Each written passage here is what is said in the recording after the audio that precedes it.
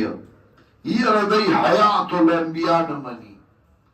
الکا حیات من منو تا دا انبیاء یواز منی منگی دا کافر منو حیات برزخی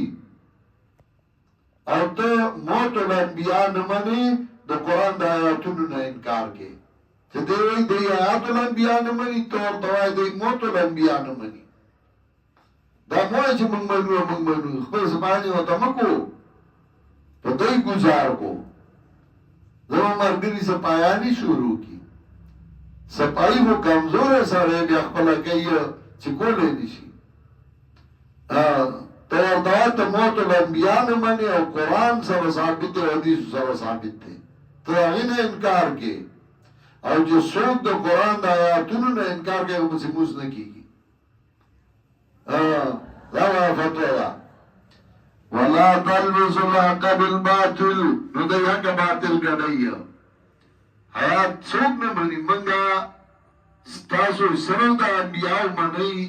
منگا حیات دا کافر منو کدا غی حیات برزخی نینو غی دا عذاب سندور کی اگر دا برزخ حیات دا فرق بکتا نشکولے وَلَا تَلْبِسُ الْحَقَّ بِالْبَاطِلِ شغل قرآن بکل کلوی ولی گڑھوی بدر سنت مجتبہ سرا مخبلا گئی سبا معاشر کی مرتضی سرا ولی حق باطل کروڑے مگڑو یاد باطل سرا